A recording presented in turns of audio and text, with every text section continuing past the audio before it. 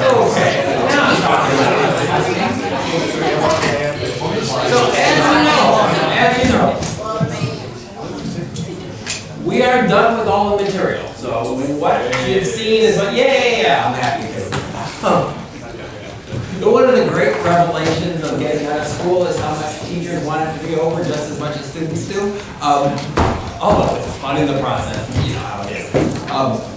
So we have exam 2. So a couple of things I need to say to you. People have been asking me for 2 things. One, they want some more questions, particularly on the later material, on the ISLM stuff and the Phillips curve. I will get that to you in the by tomorrow. By tomorrow it will be up. And 2, what was 2? They want their first exam scores back.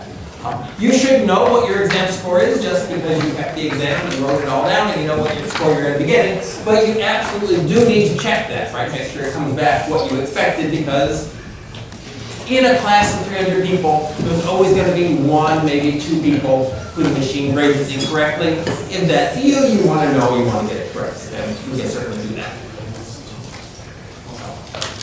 Again, by tomorrow, you'll have your exam grades. It's fighting with the system, fighting with them. Getting them so that you can see them, but nobody else can see them. It's like a whole. Okay. So we have today and we have Thursday. And so today what I want to do is I want to go over what the exam is going to look like and what kind of material is on it. And then on Thursday, I want it to be just all questions that you guys bring. And I'll stay for as long as you'll ask me questions. And we'll go. So exam 2, this is our end of semester exam. It's multiple choice, exactly the same format that you had for the midterm. The midterm kind of a practice run in a way. Okay, things are in weird orders. The date, time, and location are announced by the exams office. They have been announced. They're up on the exams office web page, and I know them, but I'm not going to tell them to you, because I have a history of screwing it up, and then we have 300 people going to the wrong place at the wrong time, and that is not good. So I learned it from the exams office at website, just like you. You go there, I think it's the 13th, but don't quote me on that. Go there, find out when it is, like with all your other exams, and that's where it is. It's going to be in the RDS. Miserable, miserable cave of a place to take an exam, and that's unfortunate, but that's the deal. Okay. It's 30 questions, not the 15 questions we had before. It is no negative marking, same as before, so you should guess. You are supposed to guess if you don't know. Don't be shy about that, guess. But only answer 1, right? If you answer 2, then it's wrong, regardless of whether you got one of them right. So guess 1, don't guess 3. You have plenty, that's worth 65% of your grade. It covers the entire course, so everything since day 1 is fair game. But the bulk of the material will be on the newer stuff, the theory stuff. You're responsible for all the old stuff, but you already had an exam on that, so we're going to mostly do the new stuff.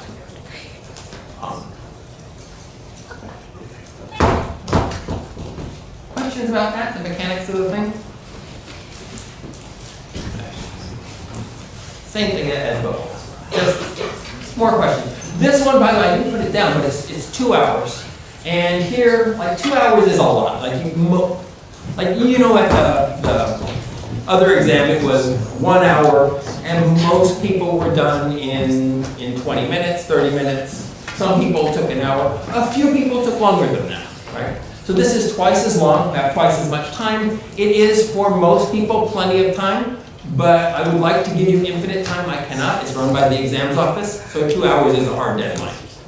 You still, though, have a lot of time. Like, even if you're someone who ponders a bit, it's a bunch of time. And so take your time, read all of the answers. Right? You're looking for the best answer, not the right answer. Sometimes an answer can be right, but there's an even better answer after that.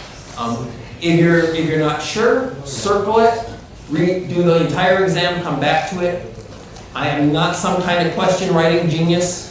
Some of the later questions can give you clues to the other questions. Maybe it's something you're supposed to do a graph and you can't remember that graph, and then 4 questions later, there's the graph. Like, this is the thing that happens. Be cool, take your time. And you'll eliminate stupid answers. I I only have so many right answers or close to right answers in me, so there's always one or two that's a little dumb. Like, eliminate them before you do your guesses. Okay.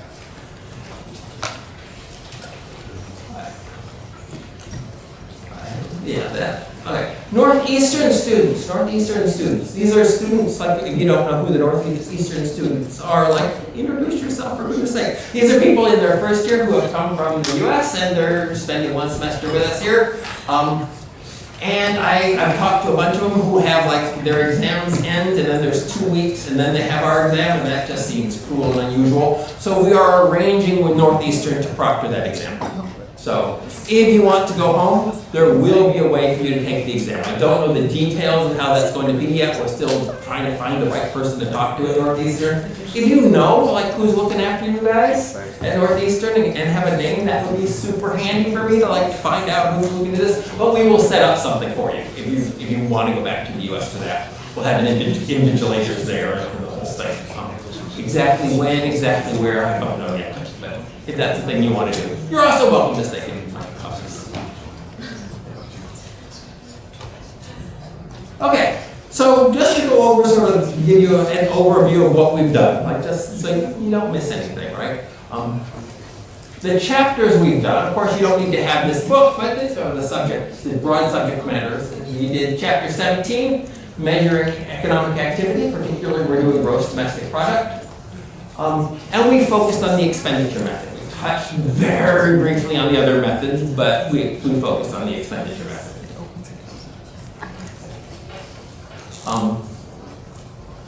So you should be able to calculate, like, if I give you a simple toy example, you should be able to calculate GDP and all that stuff. And we did chapter 18, which is price level and inflation. In particular, we're doing the consumer price index, but all price indexes are essentially the same, except for the GDP deflator, which is weird, but we didn't do that at all.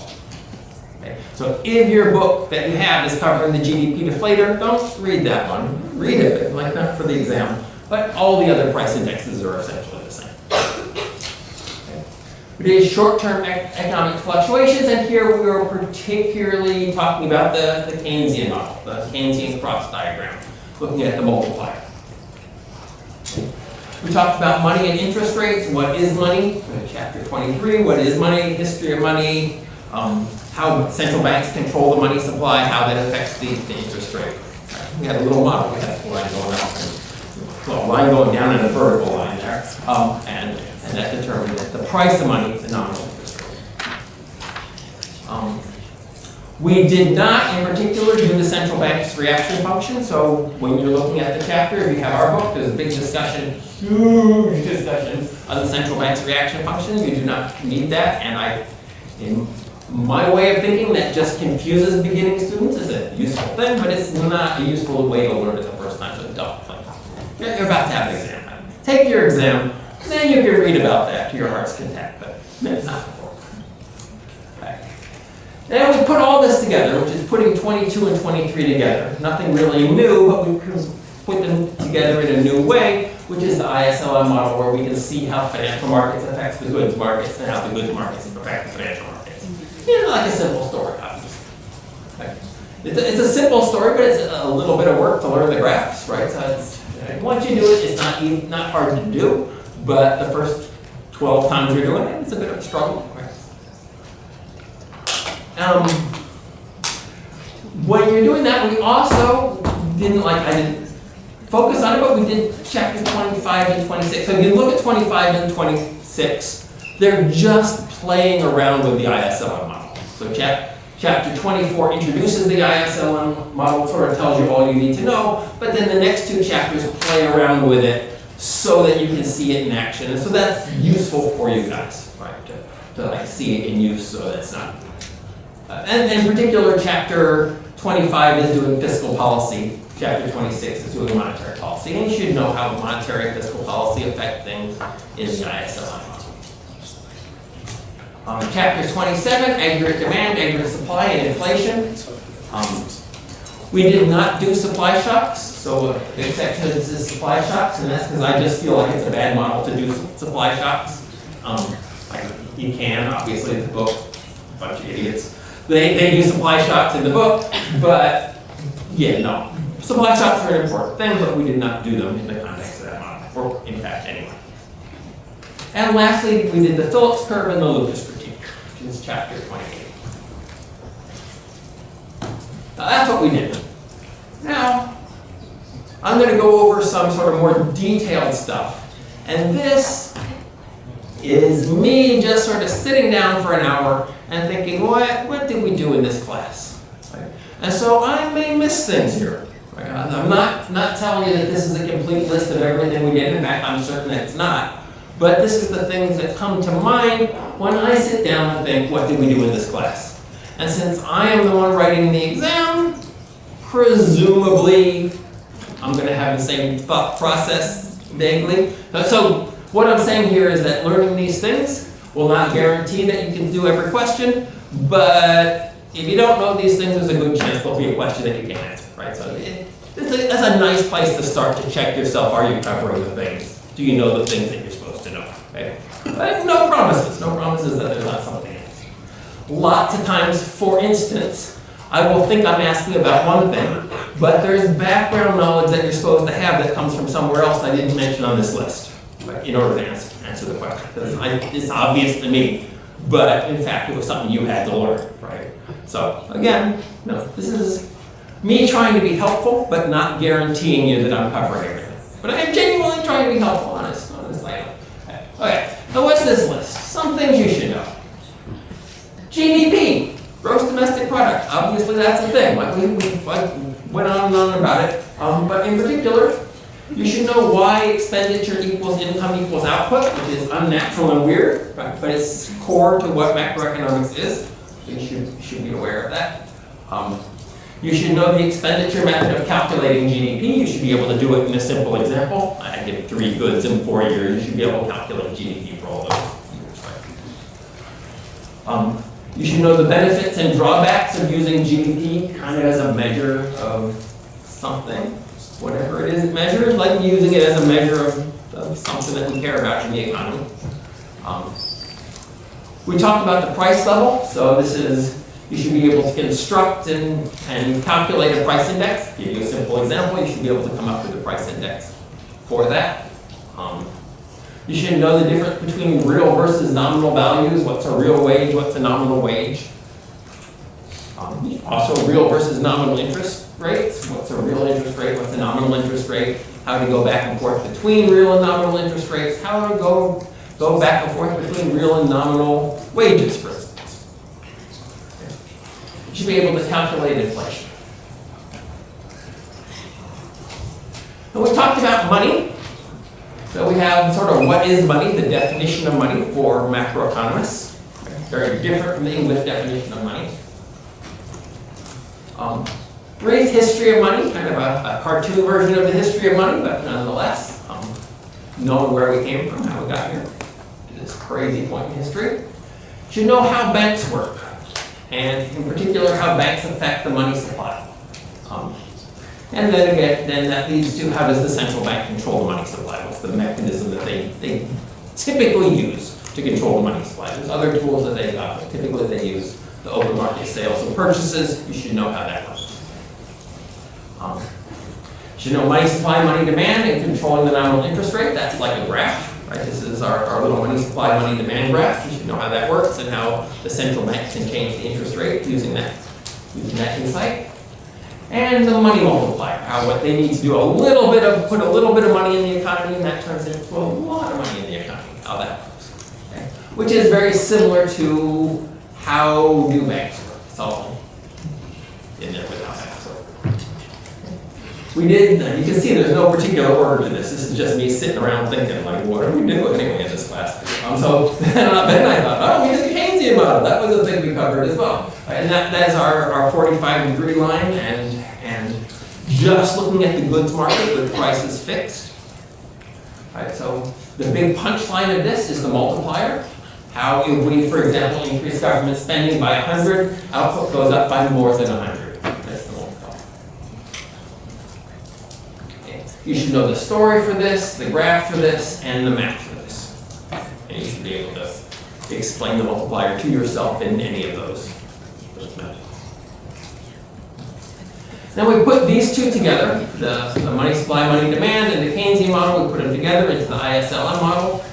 And you should know how to do fiscal and monetary policy in the ISLM model. One thing to say in the ISLM model is that we have where does the IS curve come from? And we derive that, and we do where the LM curve come from, and we have a whole little graph feeding into the money supply, money demand, feeding into the LM curve. You should know that, but when you're actually using the model, you typically don't draw those extra graphs. Right? You typically just draw the ISLM model, that's just ISLM graphs, and shift those based on the background model information that you have already.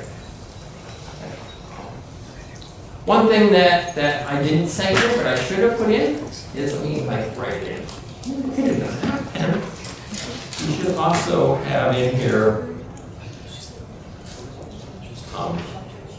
crowding out.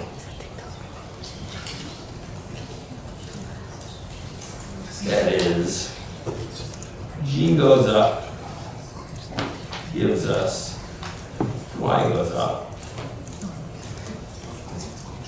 but investment goes down. So that when we increase government spending, we are doing it at the cost of private investment. Right? Part of private investment gets crowded out. So that's sort of the big punchline that we get out of that model that we didn't have before.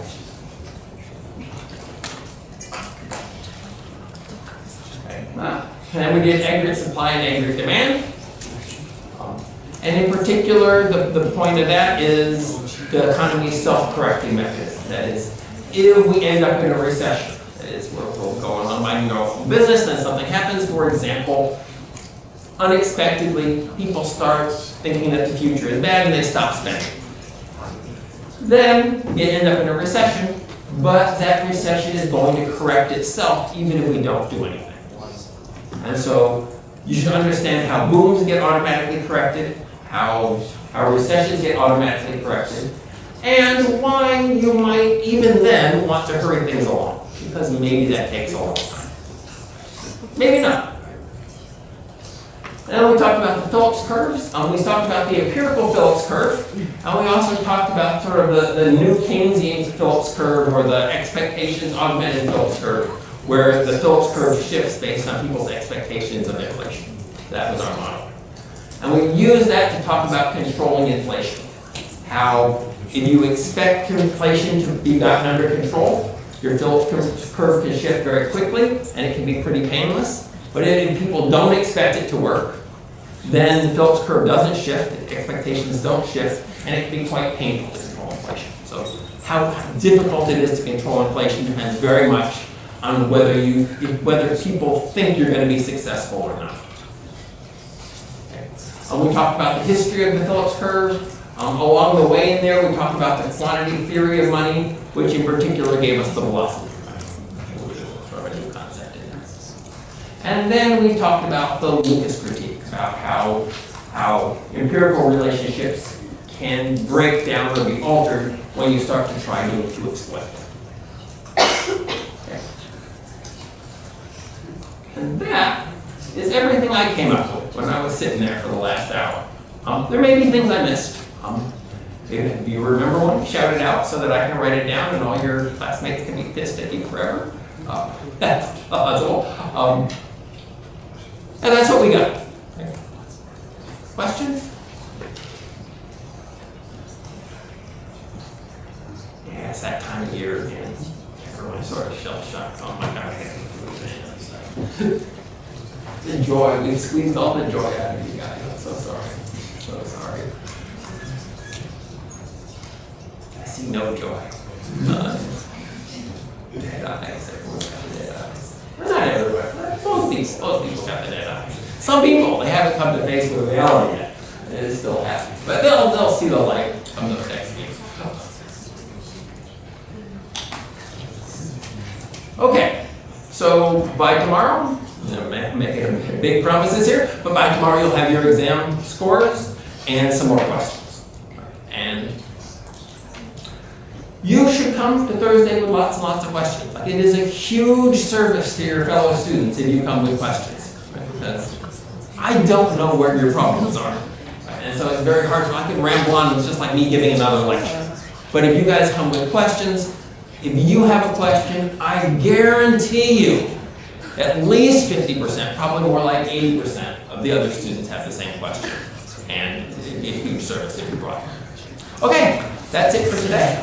And I will see you on Thursday. All of you, I'm just going to stand